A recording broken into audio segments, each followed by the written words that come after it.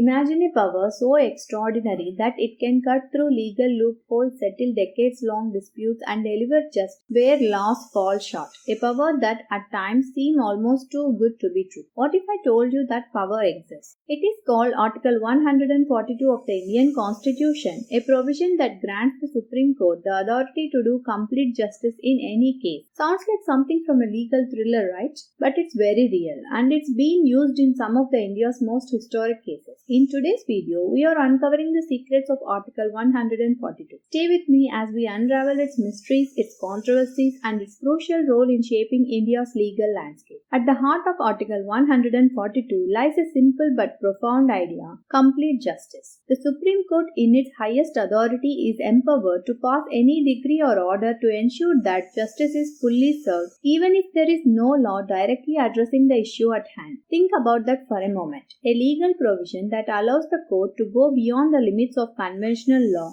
to ensure justice prevails. Whether it is compensating victims, resolving long-standing disputes, or filling legal gaps, Article 142 is a powerful tool that gives the court the flexibility to act when needed. The text of the article reads, "The Supreme Court, in the exercise of its jurisdiction, may pass such decree or make such order as is necessary for doing complete justice in any cause or matter pending before it." But what exactly does complete justice mean? This phrase opens up a world of possibilities. It enables the Supreme Court to step in where existing laws might fall short, providing relief in cases where no specific law can offer a solution. This has allowed the court to resolve complex and unprecedented situations with decisions that shape both legal principles and societal norms. Now you might be wondering, why does the Supreme Court need such an extraordinary power? The answer lies in the purpose behind Article 142. Its primary goal is to deliver justice even when there are gaps in the law. Laws, after all, are not always comprehensive, and there are times when rigid adherence to legal procedures might result in injustice. Article 142 fills those gaps by giving the Supreme Court the freedom to issue orders that ensure fairness, equity, and justice. It allows the court to prevent miscarriages of justice, resolve conflicts between laws, and perhaps most importantly, protect the fundamental rights of citizens. Take, for example, the Bhopal Gas tragedy. In 1984, a gas leak at a Union Carbide plant resulted in thousands of deaths and countless injuries. The legal system struggled to address the scale of this disaster. Article 142 allowed the Supreme Court to step in and direct Union Carbide to pay $470 million in compensation to the victims, an order that ensured some form of justice was served where existing laws were inadequate. One key aspect of Article 142 is that it can only be invoked by the Supreme Court itself. It's not a provision that can be directly triggered by an individual or a lower court. In cases of national importance, high complexity, or where fundamental rights are at risk, the Supreme Court has the discretion to use this article to ensure a just outcome. It is also important to understand that while the Supreme Court holds this power, it uses it judiciously. Article 142 is not invoked lightly. The court weighs the factors involved, considering the principles of fairness, equity, and the broader implications of its decisions before using this exceptional authority. Article 142 has been used in some of the most significant cases in Indian history. Let's look at a few. First one is the Bhopal Gas tragedy in 1984. As mentioned earlier, Article 142 was used to direct Union Carbide to pay compensation to the victims of the gas leak disaster.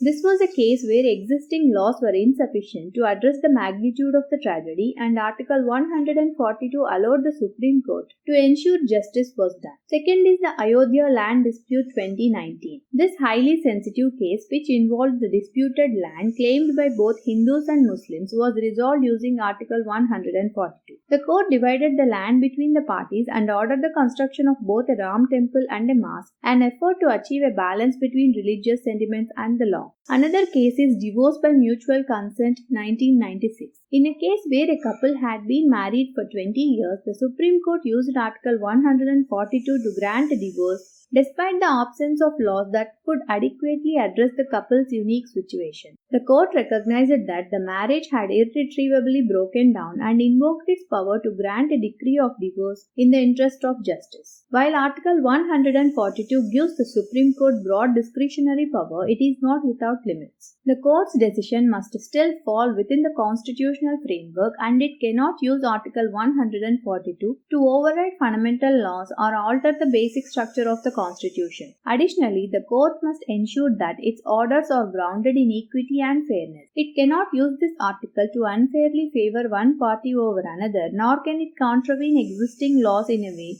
that could cause harm or undermine public interest. In essence, while Article 142 allows the Supreme Court to stretch beyond conventional legal boundaries, it still operates under the overarching principles of justice, fairness, and the rule of law. As with any extraordinary power, Article 142 has sparked debate. Some argue that it gives the Supreme Court too much power, enabling it to bypass established laws. Critics suggest that this provision could be misused to undermine legislative authority or grant relief that would otherwise be unavailable under the law. On the other hand, supporters argue that Article 142 is essential for ensuring justice, particularly in cases where legal loopholes or rigid procedures could result in unfair outcomes. It serves as a crucial mechanism for protecting fundamental rights and addressing unique legal challenges that laws haven't yet caught up with. Article 142 stands as a testament to the Indian Constitution's ability to adopt and evolve with the needs of justice. It reflects the understanding that laws are not just always perfect, and in extraordinary circumstances, justice requires extraordinary measures. Over the years, this provision has shaped some of the most significant rulings in India's judicial history, proving that it's not just about following laws, it's about ensuring justice is done. So what do you think? Should the Supreme Court have such broad powers to deliver complete justice, or should there be more checks on its use of Article 142? Let me know in the comments.